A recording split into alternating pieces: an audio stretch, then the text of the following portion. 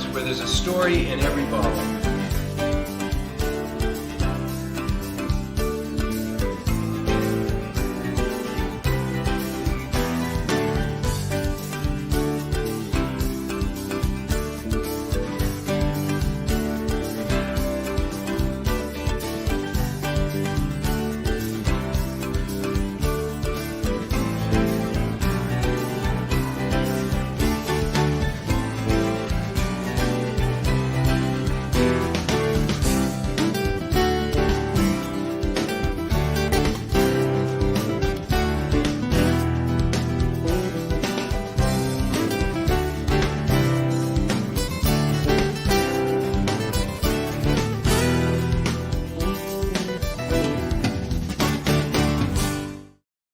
Cheers. Cheers. Cheers. We're live. Happy Monday yet again. Happy Monday. We were just sitting here just momentarily ago doing another Monday Drive, wasn't it? Were we? It was a whole week ago, wasn't it? I don't know. Where does time go? I can't remember. We had a whole holiday can't between remember. the last time that we were here. That's right, we had and now. Thanksgiving. We had Thanksgiving, Did you have a nice Thanksgiving, Bob? I did. I had one I had an nice one, too. especially nice Thanksgiving. I didn't have to cook. I had some great pie. Actually, yes, I guess I did have You to did cook cook. a little bit. Yeah. Had to make a pie. Yeah, so Ken and I had Thanksgiving together. And Alan, how was your Thanksgiving? My Thanksgiving was great. That's Excellent. great. I didn't have to cook anything either, so it was wonderful. I watched lots of football. That's good. So I hope everybody out there watching us today also had a wonderful Thanksgiving. And before we get into the show today, I'm going to go through my usual preamble. If you're watching us, joining us for the first time, we'd love it if you'd subscribe to our Facebook or YouTube channel. You can subscribe to YouTube right underneath Ken there. There's a subscribe button. And on Facebook, there's a little bell on the screen, and you click that bell. By subscribing, you will get notified every time we go live, which is almost every single Monday, all year round at 5:30. And if not Monday, sometimes we may find ourselves on a ski slope or off in the woods somewhere or out on the ocean. If we have internet, we sometimes will go live and share our adventures with you. So subscribe and learn all about some of those adventures. And if you are joining us for the first time, we'd love it if you'd make yourself known in the comment section. Say hello. Let us know what you're drinking if you have a beverage with you today and you're going to enjoy the show with something to drink. And if you have any questions during the show, please ask them on the comment section. We'll do our best to answer them in the show live. And if we can't get to them live, we will answer them at the end of the show as best as possible. And I think I've covered everything. If you enjoy the broadcast today, we'd appreciate it if you'd like it. And if you think you have friends or family that would enjoy the topics that we discover or we talk about on this channel, please share this broadcast with your friends or with people you think might appreciate it. And with that, what are we gonna talk about today? So today we have Alan with us. Alan St. Pierre. He joined us a little over 6 months ago. Yep. As our general manager, and we've been really glad to have Alan as part of our team. And this is our first chance to really sit down with Alan and talk a little bit about who Alan is and what sort of makes him tick. For the last 6 months. He's been too busy all over the place. Yeah, no. Haven't had much time to talk about these things. So we invited Alan on for both the reasons of Ken and I getting an opportunity to chat with Alan and learn a little bit about his background and how he came to be with us today. But as important as that, also a chance for you folks out there to get to know a little bit more about Alan. You're going to see him on a regular basis if you're coming into the winery any time. So now you'll know Who I am. who it is you're seeing. So with that, let's just jump right in. And probably the best way to get started, Alan, would be to just give us a little background. You know, where were you born and raised, and Sure. and how did you end up getting to where you are? Yeah, here today? absolutely. So my name is Alan. I grew up in Concord, New Hampshire. Went to school there up through high school. Had a really good time. Played a lot of sports in high school. After high school, I did a year at the Tech, and then I decided I wanted to try something out, go somewhere new. So I went into school down in South Florida and spent the next few years down there. Had a really good time, worked at some really interesting restaurants and bars down there right on the beach, and it was it was really, really nice. But as soon as school was done, I knew that that is not where I wanted to be for my whole life, and that I always really loved New Hampshire, but I kind of wanted to see what else was out there. So as soon as I graduated, I came back up here. I worked for Margarita's Mexican restaurant. I worked for them for 12 years with their corporate for a good portion of that, but I managed a lot of their different restaurants, and from anywhere down from Massachusetts up into Maine for a few times here and there. But I've always really enjoyed working in restaurants and learning about different drinks and different foods, and that was all really great. And in my 20s, that was really fun. But I had 2 kids in my my mid 20s, and by the time I was in my 30s, being in a bar till 1, 2, 3 o'clock in the morning kind of lost its allure, and so I looked for something that would have a little bit better work-life balance, and I looked at a few different places, and then I saw something for that Hermit Woods was hiring, and I met with Bob, and him and I seemed to be on the same wavelength of what we were looking for and looking forward to doing, so it all kind of worked out like that. So I got to hop right in right as the busy season was starting. I think my first week here was the spring release last year, so I mean, if you're going to dive into the water, that's a good time to do it, yeah. And then so I got to experience what the summers were like up here. However, this one was a little bit soggy. So yeah. So next year hopefully will be a whole new experience there, and we'll get a nice, hopefully some crazy summer that's coming up this next year. And all I'm doing now is just planning for that and making sure all the ducks are in a row, and we're set up to have another great year here at Hermit Woods. Yeah. How did you, when you went down to Florida, you picked a school, picked an area. It was going to be fun. Yeah. College. Yeah. Parties. Yeah. Scene, activities. Did you study to be involved with restaurants? What did you? Yeah. So I said I majored in hospitality, and it was a lot to learn there, and I got to try a bunch of different things being down there. They have a decent hospitality program at USF, and I really did enjoy it down there. The programs and everything were great, but there was just, like you said, there's lots of fun and it was a little much. I don't like my cities that big. I like to have the mixture of the woods and the mountains and the ocean. Where is it? Oh yeah, it was in St. Petersburg. So I lived off campus. I lived right in Clearwater. And it was great. There was a big diversity of between Cuban and Greek, and there were so many different types of food down there, and it was so diverse. And I mean, coming from up here, where I think there's maybe 1 or 2 Spanish-speaking students in the school that I went to. Right. Down there, everyone spoke Spanish, and it was just. I worked at one of my favorite jobs when I was down there. I worked at a retirement home, and it was. Pretty well-to-do retirement home, and they had a full bar down there, and I used to bartend in there, and just hearing these stories of all these people was just always so interesting to me.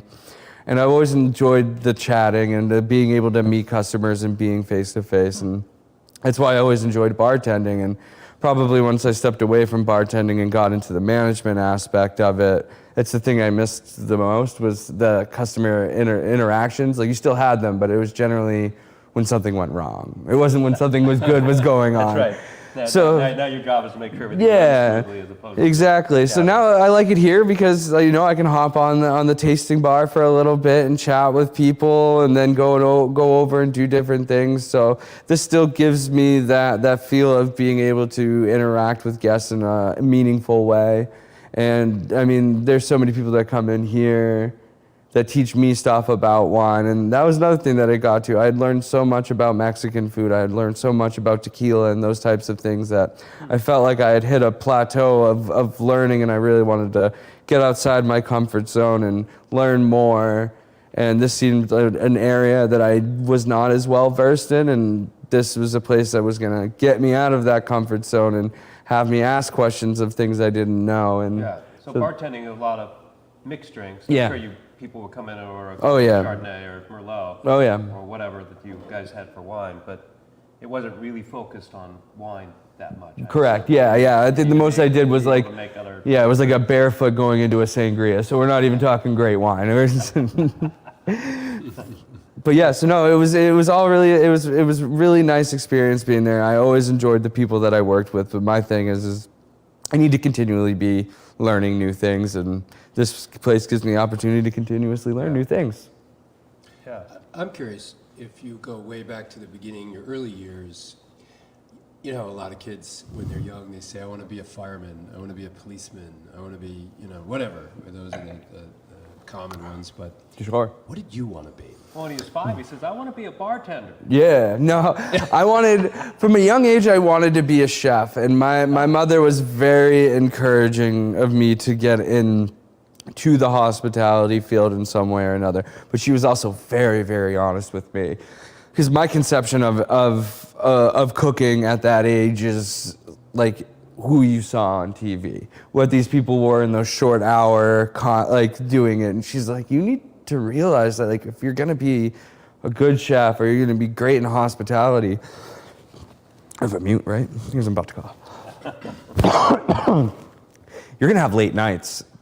And when I was younger, I was like, oh, that'll be great. I'll be able to hang out with friends and do these different things. She's like, no, your friends will be sleeping by the time you get out of work. And so, And that was encouraging. yeah. So, But a realistic kind of encouragement. yes.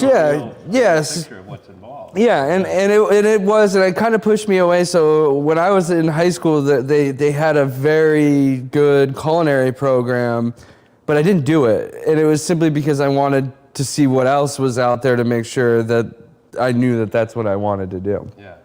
And so from getting there, I kind of, would I have liked to be a chef? Sure, but I think I like the hospitality atmosphere as a whole more than just that one job within the industry.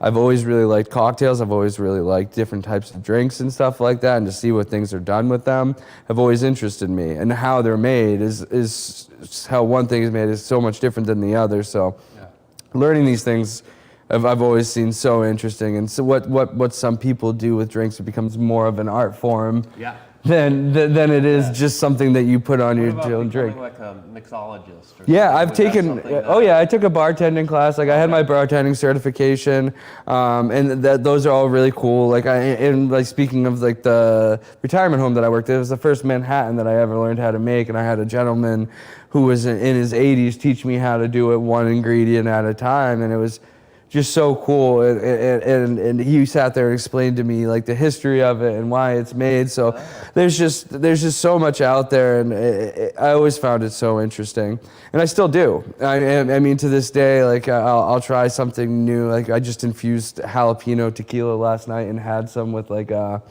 it was a chili lime rim that my wife made. So it was, it was really good. And it's something that I'm not normally a very spicy person with my drinks, but my wife loves it. So I was like, well, it looks good. Yeah. So I'll try it. And it was delicious. So I'm one of those people that I'll eat anything, drink anything, try anything one time. You know, but there are plenty of things that I've had that I do not like and that I won't have again, but you only live once, so like none of these things will kill you probably. So like, you know, you should try these things. Right. It's to grow, you have to become uncomfortable, and so You don't know unless you try it. yeah. You don't experience it. You don't really know what it's like. Exactly. We have a friend who's touring Thailand right now, and he's been sending pictures back of some of the cuisine. Oh yeah. Insects. Oh yeah. Insects and yeah. Oh yeah. You know, and it was fascinating with many of the pictures he was sending back is that the folks over there appreciate where their food comes from. So with every food booth, there was an example of what the animal was that they were eating. Many of his pictures that he shared. yeah. So if you were eating alligator, there was an alligator hanging above the booth. So they, you know, a lot of Americans are very disinfected, or not disinfected, you know, separated from, Where the food from. isolated from where our food comes from. It comes from a cellophane container in the meat department. Right. Oh, yeah. Right. It's Right. just You don't saran want to wrap. see where it came from. Oh, yeah. You know, in the U.S., you just want to have the food. Whereas in this country, it seems very apparent that they celebrate that. Oh, yeah. It's very interesting. No, it's so true. And like there's so many different things. Like my mom does the same thing. My mom lives in India 3 to 4 months out of the year. That's actually where she's going right now. And she'll do the same thing where she'll just show me all this amazing food that she gets, and And the same thing, she'll show you she'll take pictures of where she gets it from, and it's, you know, like this person will tell you exactly what field this animal ate in before it was on your plate. So we just have no connection to that anymore. Right. I mean, at fish markets in those countries, you buy the whole fish. Yeah. You sort it out when you get home. Yeah. Here, you want a nice fillet in a nice cellophane container. And that's you don't it. even know. Yeah. What it's like. So you said you were in sports in high school. Yeah. What were your sports? Let's see. I played football, I wrestled, and I played lacrosse. I wrestled from a very early age. Started wrestling in second grade. I always super enjoyed it. I wrestled with some very prolific people. I was never that great myself, but I enjoyed. I did well, but I was nowhere near what some of the people around me. Like I wrestled with people that went on to wrestle at top programs around the country in college. And it was a really great experience. The gentleman who was my coach there, I still hold him in the highest regard, and I talk to him to this day. Him and now, I would not be the person I am today if it wasn't for him. He is who made me into who I am today and pushed me to be harder and try harder and do different things. It was a lot to do with that, man. And I show much appreciation to So the him. wrestling, the sort of Yeah. mindset to become a good wrestler, you've then poured it over into how to live a productive life, Oh, yeah. satisfying life through Oh, yeah. some of those lessons. Oh yeah, it's one of those things where it's like wrestling, as much as it is an individual sport, is so much a team sport at the same time. But I mean, one of the biggest things there are people that are around you that you can rely on. But when it comes down to push come to shove, you are the main person that's going to push you to do anything. So as long as you can have the best coach, the best person in your corner, You've got to do it. but you got to do it. You gotta Yeah, do it. and to this day, like I mean, he still coaches there now, and he's an amazing man. So if Hamanel's watching, I appreciate it because I would not be here without you. But yeah, no. So I loved wrestling. Lacrosse I enjoyed a lot. That was just more of a camaraderie thing. I played with some of my best friends that I have to this day. We all played lacrosse together, and it was a blast. Yeah. Football was a lot of fun. There's so many people, but it was super enjoyable. But it was probably the summer practices is probably what I remember the most. Going out there and just sweating for 10 hours a day and beating yourself up. It was a blast. But yeah, no, wrestling was probably my favorite. And I'll be interested to see. I have 2 kids. I'll be interested to see what kind of way, if they lean into sports or whatnot. I could go one way or the other. Like my dad never really pushed me to do sports or anything like that. I kind of just gravitated towards it. Yeah. So that's what I do with my kids. Like if that's something they want to do, by all means. But if not, there's a lot of other cool stuff out there that you can expose do. them to different Yeah. opportunities, things they can do. Absolutely. My kids took them to play hockey and volleyball and Oh yeah. field hockey or different Yep. sports to see What what sticks? they like. But, they choose their own path. Yep. Make it happen. So this is actually very timely. Karen asks what your favorite wine is and the favorite item from the deli that you would like to eat. But before we do that, let's talk about why we're doing Yes. Right. it. We'll answer half that question, I think, right? Yeah, I mean, What are we drinking? this afternoon, I reached out to Alan to see what his favorite wines were here at Hermit Woods to have, and he said Lake House White and Red Scare. Yep. So that's what we started with, Lake House White. Yeah. And I'm glad you picked these wines. I like them Yeah, me a too. lot, too. These are a couple of my favorites. Yep. Yep. Absolutely. There's a lot that goes into these wines, and I think they really have come a long ways over the years and have become, very representative of what Hermit Woods is all about, both of these wines. So, good choice. Yeah. So my biggest thing here is like I think the Red Scare is one of the ones when I am on the tasting bar is one of the ones that I think is the most versatile to get somebody who's not very, because you get all the time you'll get someone, I don't drink reds. Yeah. This is that one that I'm like, well, this isn't going to be your typical red. So let me pour you a little bit of this. A lot of And people yeah. have the experience of a big grippy Cabernet that just sucks all the moisture out of their mouth, and they don't like that. Yep. And, but our red wines aren't like that. Yeah. It usually works out. Yep. So that one there, I think that's probably why this is one that if I have a Christmas party, holiday party, that's the red that I'm probably gonna bring there. And the Lake House White, I think, is nice. It's got a very nice dry taste in the mouth, but you still get those fruit notes in there that I'm looking for. Because I'm like you guys, I like my wines dry, but this still gives you those fruity notes. And these are the two that I would say that I enjoy the most on the red and the white spectrum. But there's many in between that I enjoy just as much. But I thought these were the most appropriate ones in here. And with food, I know you like food. I like my pairings, yeah. Food. So what is the food here that you?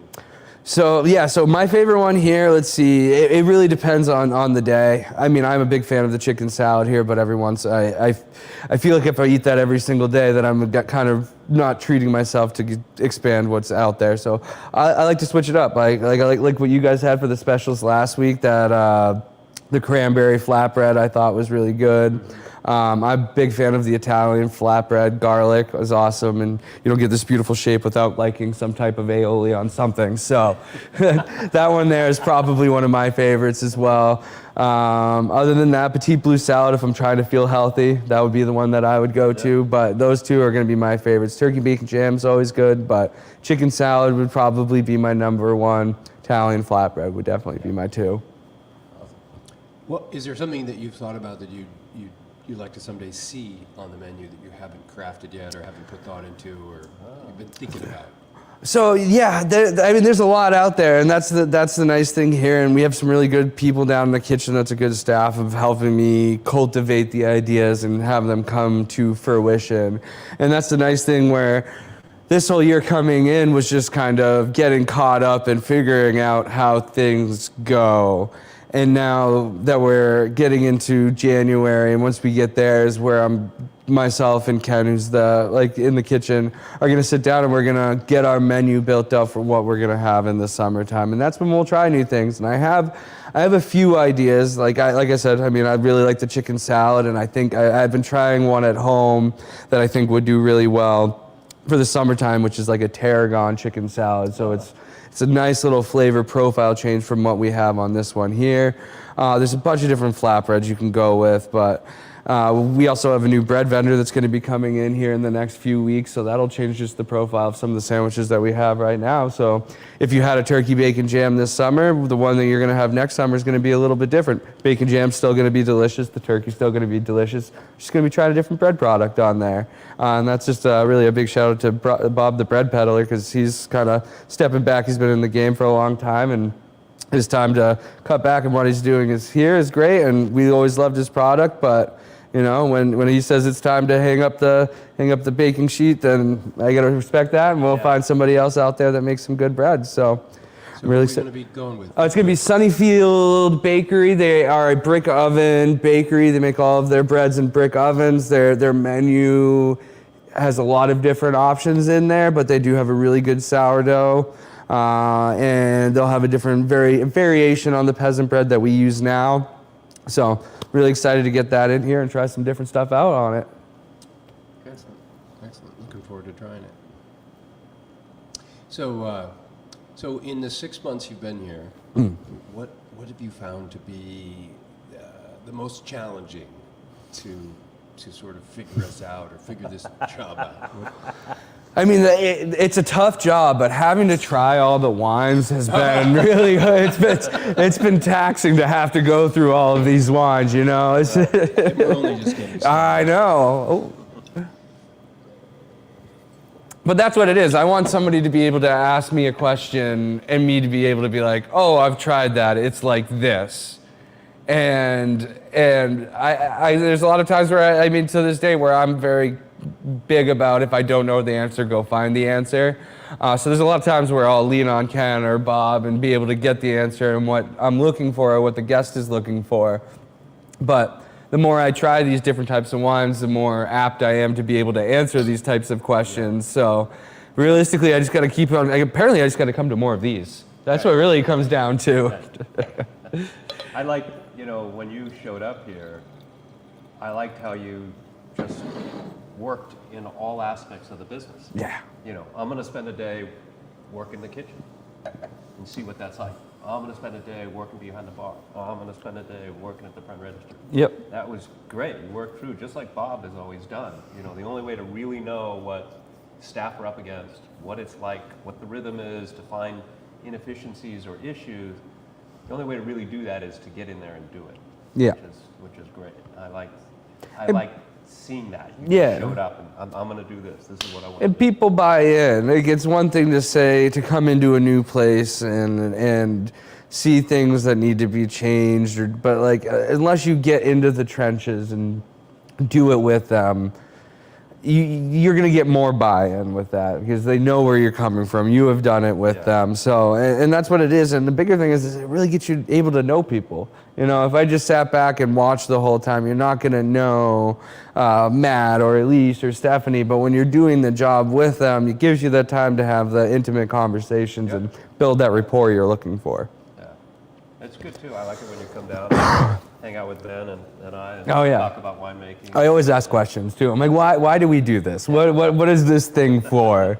So it's just, and chances are I'm going to have to ask that same question 2 more times, but in one of those 3 times, it'll click as to why we're doing that. So, and that's why I came here, is because I want to be able to ask those questions and find out these new things. So it's one of those things, like, my goal is to learn a new thing every single day. This must be quite different from Margarita's being a fairly robust chain.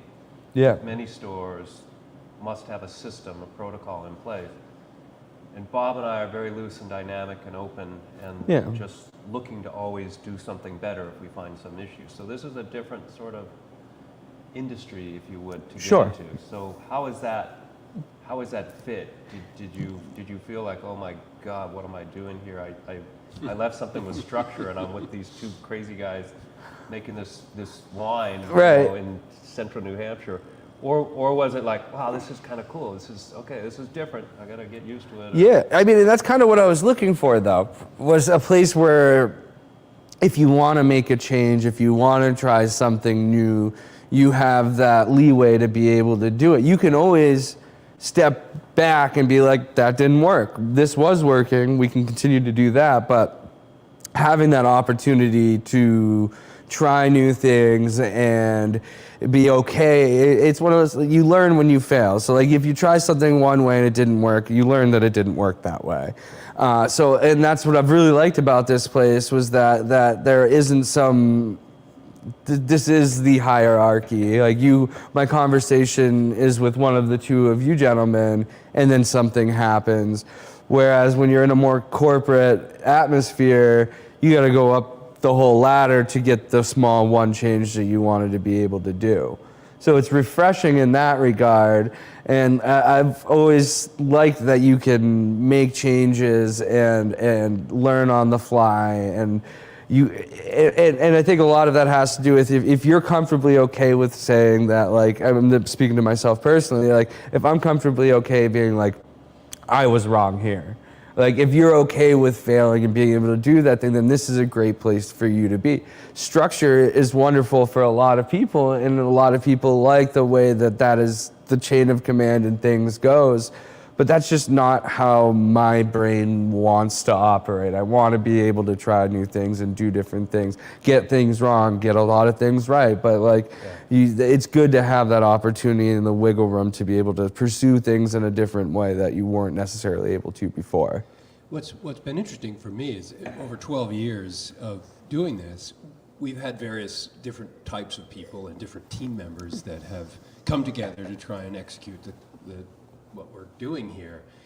And something that may not have worked at all with a team 4 years ago, we try it again now and like, oh wow, it's working great. Yeah. So it's different personalities come together and different teams come together in different ways, and what maybe didn't work yesterday is going to work great today. So we sort of have had the opportunity over the years to kind of recycle through some things to learn which work best with which teams, I guess. Yeah, I mean, it also helps that we have a really, the small knit team that we have that goes essentially year round are all really great.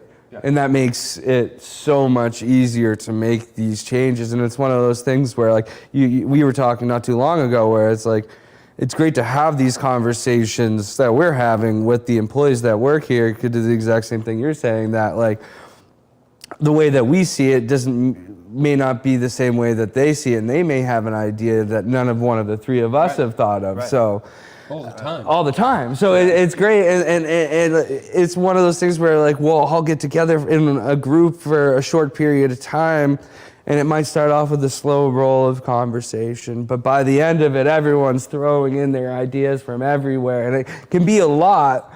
But even getting those little pieces from everybody, everyone feels heard, and we're getting new ideas and thoughts that we didn't necessarily have before. And I think that's what makes this place great, is that everyone that works here is comfortable enough to have a conversation with any one of the three of us and feel like they've been heard. And that's great.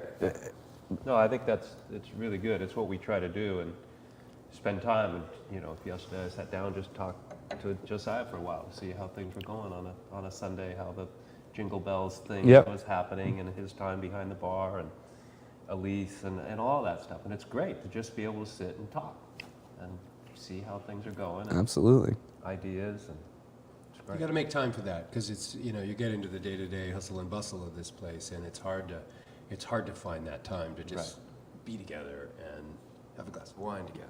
That's it. And that's important. Got to make time for it. We will be doing that Friday. Yeah. Yes, we will. It's our staff party. Annual staff party. Yeah. Looking forward to it. Me too. We should do monthly staff parties. Seriously. The more the better. I agree. Yeah. Cheers to that. Seriously.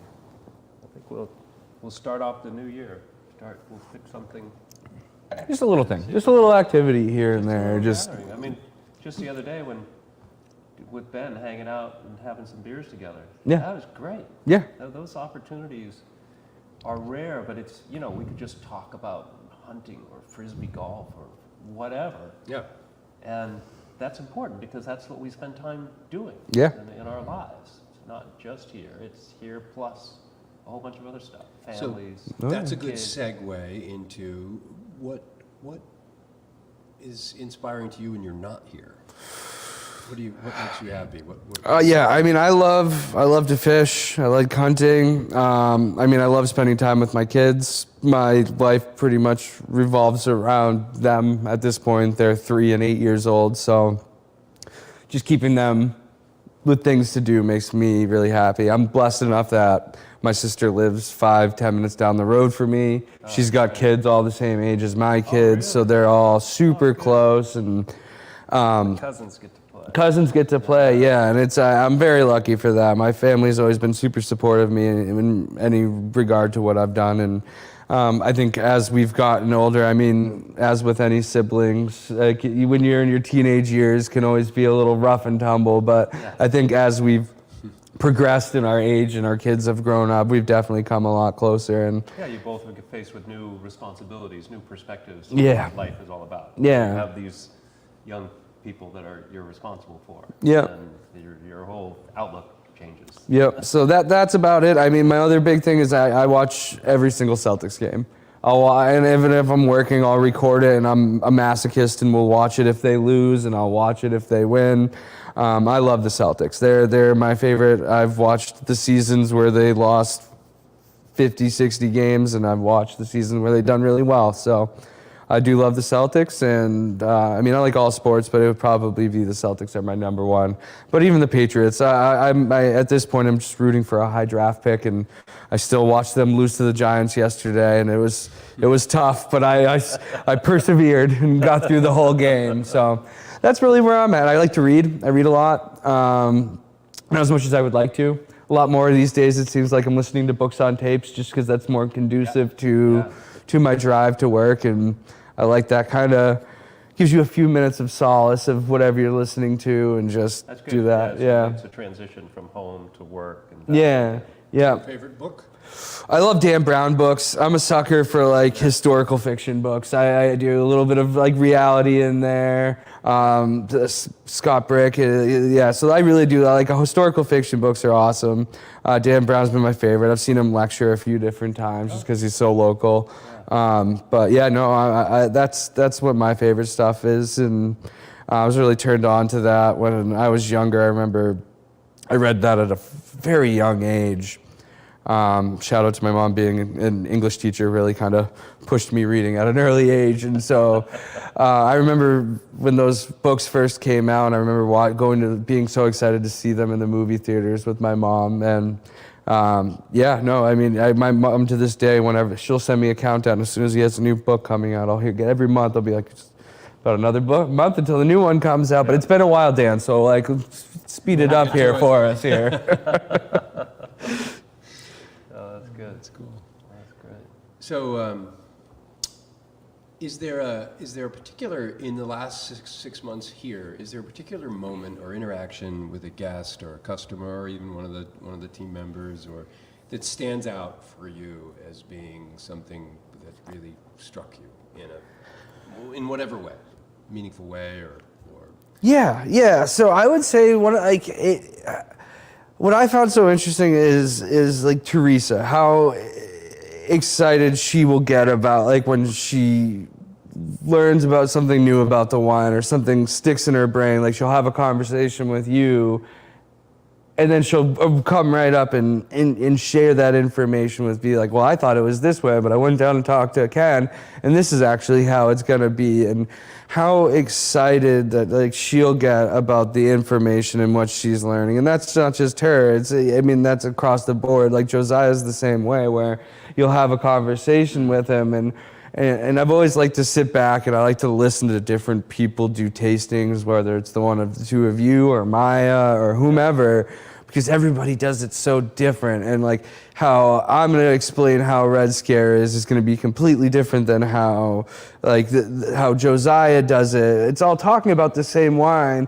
but how the stories that are behind that wine is so different going to each person. So that's probably like the most memorable stuff, is listening to how other people talk about different types of wine, because we're all talking about Red Scare, but it's all so has a different different story behind it, and why this wine it's so neat. So there's a lot of time when there's something new that goes on the tasting bar, I'll hover around when I can see we're getting close to that wine, and I'll listen to see how they're going to talk about it or explain it, because it's just so neat. And we talk about that a lot, at least I do when I'm at the tasting bar, is just let people experience it the way they want to experience it. Because everybody coming to that bar is coming from a different place and a different background with a different experience with wine or whatever beverage they're used to drinking. And some people not used to drinking wine at all even. So it's good to let people be comfortable with saying and feeling however it is they say or feel about it. Yeah. Which is going to be different for everybody. Yeah. It really is. What you're going to get out of it is going to be different. And it's going to be different also, like we talk about a lot, depending on when and where you're experiencing it. Yeah. You know? Oh, yeah. Experiencing Red Scare at the tasting bar at Hermit Woods, that's going to be one very formal experience compared to you take it home and you just have it at a picnic, with friends out in a park or something, and in a different season or different time of year or whatever. Yeah. So. Or drinking it out of a Bota bag while you're skiing. Or drinking it out of a Bota bag while you're skiing. That sounds like that might have happened. Exceptional out of a Bota bag. It blew my mind. I have to agree. Chuck showed up and he had filled up a Bota bag, and we're on our way up to go skiing. That's awesome. He's like, you got to check this out, try this. And so we drank it out of this boat, and it was fantastic. It was just great. I'll never forget that. It hit the spot, I have to say, on a cold slope, snowy slope, having that nice chilled, because it was out in the cold. It was great. That was a surprise, actually. That was a real surprise to me too. I'm like shocked. You put Red Scare in a Bota bag? I mean, how dare you? Where's the glass? It should be in a glass. But it was great. It was perfect. Sit back and take a shot out of the Bota bag. That's we it. get all uptight culturally about wine. You know, just people think that wine is at this has to be a higher certain level. It's got to be a certain caliber of experience if you're going to enjoy or appreciate wine, but not at all. No. Not at all. Well, it's like the poor connotation of a cork and a screw top, and I had that's one of the first things I learned here is I always had the connotation that like good wines had to have a cork in it. And then you told me, like, It's well, no. common. Yeah.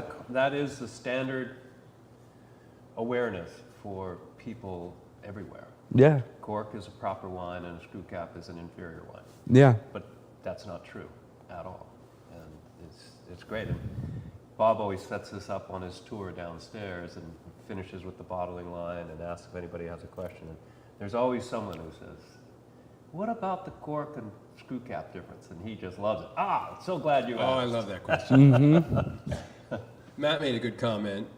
He asked or pointed out that occasionally he'll drink a wine through a straw because he wants to separate the experience of smelling the wine from tasting the wine. Just to give himself another perspective on that wine. And that would be really different because smell drives your taste buds. Right. So to have the wine show up in your mouth without having smelled it first would be a very different Or experience. that unique glass that Matt had from the EWE. Remember Oh, yes, that yes. one that just sort of shoved made it so that you couldn't avoid inhaling Really? the wine, basically.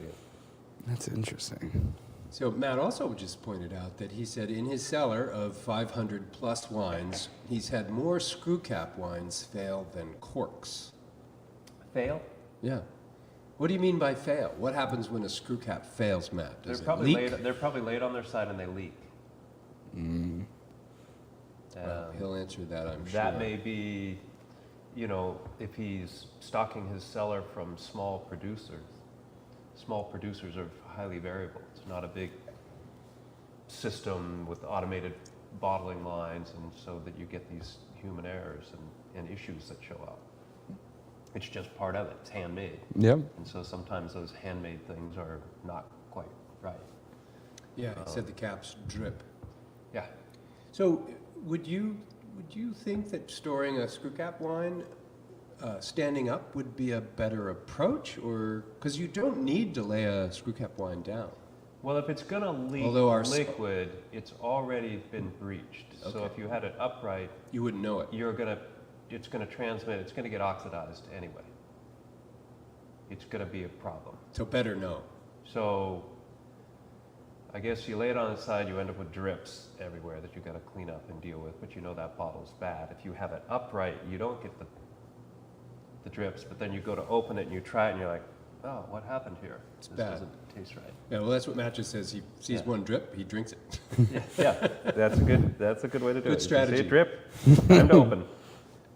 So there is an important, it is important to store your screw cap wines on their side for that reason. That actually makes sense, because if you're storing it upright, How you'll else would never you know know? it went bad, Yeah. and it'll just go bad. I've had some here on our rack down in the tasting room.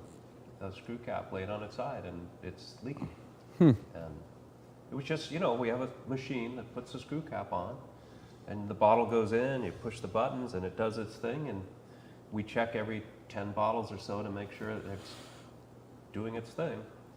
But every once in a while you get one that leaks. Yeah. Just, I think it's less frequent than corks going bad in a bottle. Well, That's pretty high. It can be pretty high. Yeah, it's, they say industry-wide, a cork is going to cork a wine 1 to 3% of the time. Yeah. So It's a lot. That is pretty high. It's a lot of wine. That's a lot. I was talking about this idea at a Think restaurant. about a business model where you lost 3% Yeah. of your product And every year. And the whole thing. I mean, that's Yeah. just... Well, there's two things about that that really is shocking. Is that, first of all, not only do you lose 3%, but you lose that 3% when the bottle is sitting at your table Right. and you're about to have dinner. Right. And that's when you That's when find you out discover it. that the bottle you just bought for $50 or $20 or whatever you paid Yeah. for it Is is not right. no good. Yeah, it's gotta That's be like rough. the worst time to find out your wine is bad. And then I think about it, we were talking about this the other day with one of my tour groups. A restaurant like Lagos that seats 100 people, on a Saturday night in the summer, they're going to move probably 200 or 300 people through that restaurant. They're going to sell 100, 150 bottles of wine, and 3 or 4 of them are going to show up at the table and taste terrible. Most people don't know it. And just choke it down. Mostly they don't know. They just bought a bottle. They're at a restaurant. the waiter pours it for them to try it. They don't know what it's supposed to be like. They don't know what a cork wine is, so they're like, That's so true. I guess it's okay. Off they go. Yeah, although it's pretty obvious. For some, but some people don't really know. Just like sometimes food shows up and the chef might be really upset that went out and forgot to put the salt in or something. Right. It's just not the way it should be. But people are like, no, I guess it's all right. We had, when I got turned on to wine in graduate school, my friend Gordon was taking bottles of wine from his father's cellar that he had stocked back in the 60s when $1,000 bottles of wine were $12. And so Gordon would bring... Which in the 60s was like 30 or 40 bucks. Right. Yeah, I guess at that time frame. But still, not $1,000. Yeah. So Gordon would come up with a few $1,000 bottles of wine. But they were old. They were 49 Aubrions and 59 Latours and 54 Chateau Margaux. And he would pull a cork out, and the bottle was no good. It was corked. And he'd just dump it, $1,000, dump it, and open another one. Oh, this one's fine. And it was more than fine. It was just unbelievable. But we went through quite a few of those. The corks were just rotten, and the bottles just dump it down. Now, is that because of like just that's just the nature of the beast of old wines? Yeah. The older, more chances of it, the cork drying out, the conditions that it was stored in, not being appropriate to store it. They store it on its side so the cork stays moist and doesn't dry out, shrink, and crack. Then it's a problem. Yeah. But some people store it upright. A friend of Chuck's had a business relation with a gentleman who had bought a bunch of very expensive fine wines, but had stored them upright. And the corks, and we have some downstairs, and they're a $1,000 bottle of wine that's never been opened, still sealed, cork still in there, but the wine level's down here. Because it's just evaporating? Because it's evaporated out. That actually, the story is a little different than that. That was actually the playwright. What was his name? Aldi. Yeah. Alan Aldi? No, not Alan Aldi. No.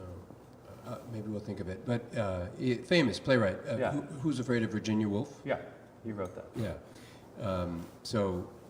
He was an alcoholic, or at some point in the 80s or 90s. But before he was an alcoholic, he bought a lot of nice wines. He bought a lot of nice wines. So then when he decided he needed to deal with this, somebody packed up his cellar in boxes and put them away so they wouldn't be in front of him, tempting him. But they didn't throw them away. They just put them away in boxes vertically in the cellar, Yeah, which is when downstairs. your friend came to help him clear out his belongings at some point, helped him, worked for him as an assistant, and discovered all of these wines in boxes sitting upright. Oh, what a shame. What a shame. That's called ullage. Ullage? That's the word, ullage.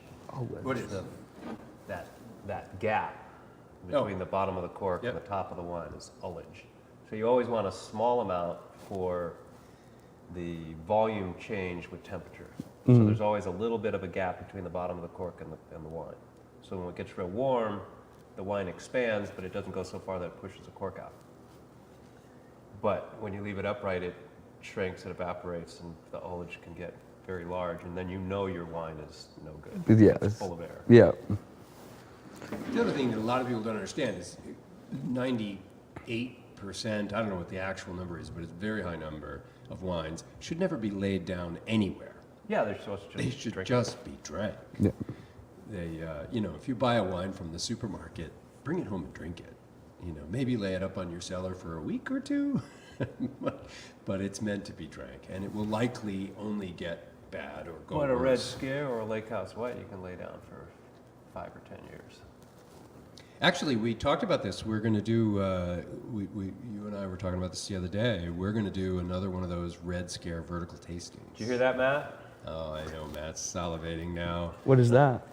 So a vertical tasting, we have Red Scare wines that Ken has made all the way back to 2011 probably. I still have some 11. So we'll bring a vertical, meaning a number of different years of the same wine. Cool. So in the world of wine, you can do vertical tastings, which is the same chateau or wine from different vintage years. Yeah. A horizontal tasting is across a chateau or a place or a wine species in the same year, but different producers or different grapes. Oh, that makes total sense. Horizontal tasting or vertical tastings. Cool. So we've done a vertical tasting of Red Scare, Yeah. and which is a lot of fun because you get to taste different vintages. And in our case, it's a little different because we're crafting the wines. It's not a set vineyard in a set place. In that case, a vertical tasting, you're really tasting how Mother Nature was different in 06 and 07 and 08 because they were different conditions that those grapes grew. But it's the same they made soil. the wine the same way from the same grapes from the same vineyard. Yeah. Bob and Chuck and I just bought a bunch of old Barolos. What were the oldest one? In 08, 8, 9, 10, 11, 12. You know, There's 9 years of Barolos. 6 or 8 Wow. or 9 years. And some are better. A 10 was better than the 11. It was just, we had them side by side. Did you open all 9 years at once, or did you just? I was like, boys. We're professionals. Yeah. You're like, No, we geez. usually do like 2 or 3 at a time. We do 2 or 3 at a time. Yeah, so yeah. So it's a comparison. And it's a lot of fun. Yeah. It's, And you can, it's surprising how good we consumed a number of them in 3, 4, 5 months. So you can remember. Yeah. And you remember at the very least, you may not remember the exact taste, but you remember your reaction to it. Yeah. And so the difference comes out in that, just how you react. some people are very good at taking notes on their wine, I'm not good at remembering. that. You know, it's like going to a rock concert of your favorite band, and you've seen, you know, a group 3 or 4 times, but most people don't take notes about what the set list was, what they felt, how they did that one song when they opened, how well it was done. They just go back and see them again 2 years later, and they're like, oh yeah, I love this band. Well, it's interesting. This summer, late summer, we had a woman that was sitting on this couch actually, and she was a sommelier and a professor at UNLV. And I sat down and I talked to her. I ended up staying here late because I was just so intrigued by this woman. Her name's escaping me right now, but I have her card. But I started asking her after we had tried a couple wines, and I was like, so like, what is the big difference between you tasting a wine and myself tasting a wine? Like, we both have the same thing. We both have the same tongues. She goes, well, the biggest thing is she's like, if you don't smoke, there's not a heck of a lot different. If you smoke, you're definitely losing a lot of the taste that you can. She goes, but you and I can taste essentially the same thing. She goes, the biggest thing for me is I have the vocabulary to be able to describe it and the memory to remember which notes went with which wines from which years. She goes, but there is truly no difference between my tongue and any person off of the street. She's just, I've just put in the time to learn the vocabulary to be able to express what each thing is that we're tasting inside of a wine. Right. And So she's spot on. she was so cool. I'm sorry that I can't remember her name right now, but she was so cool. And she sat and I poured her a few different wines, and like she was just so animated and nice, and the way that she did it, like, 'cause in my brain, this is like one of the first sommeliers I've ever talked to, and the way that they are shown. Take it apart. Yeah. Take it and think about it. Yeah. Yeah, the process. But it's so cool. It's really great. And I love when people who are really into wine come to our winery Yeah. because they've never had these wines before. Right. Yeah, you know, they're there for the first time. They've never heard about our wines, and there are no other wines like this. You know, people that are into wine go to places and they learn about the grapes that people grew, or the blends of grapes, or the barrels that they put them in. And that's it. That's the variability. That's what they're finding. They're finding the Chardonnay that's grown here or there, or treated this way there. When they come here and they have Lake House White, it's like, well, wait a minute. This is a white wine, but it's not like any white wine that I've ever had. Even though I'm a sommelier and I've tasted thousands of white wines, this is totally different. Oh, that's fun.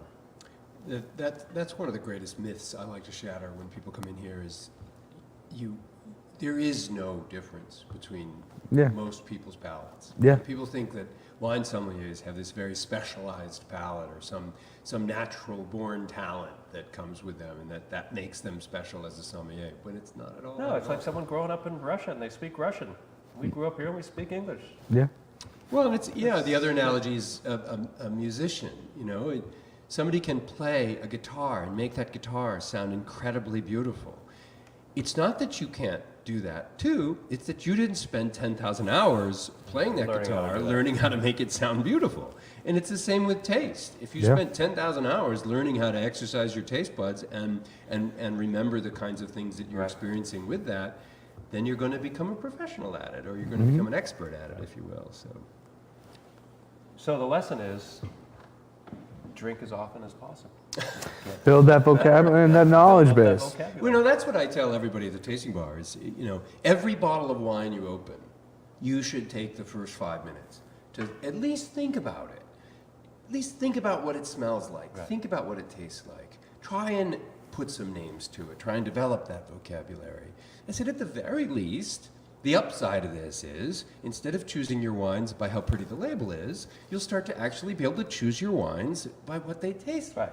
Right. And that's what happens. If you develop a big enough vocabulary and you connect that vocabulary to the regions and the grape types that you enjoy, or the fruit types if it be fruit wine, whatever it is, you begin to understand what you like and what you don't like and where to find it. Yeah, it'd be like food or music, same sorts of things. Exactly. You make those choices, and you go to the store and That's you interesting. can't decide between 2 or 3 different white wines. Buy all of them. Take them home, open them all up, try them side by side.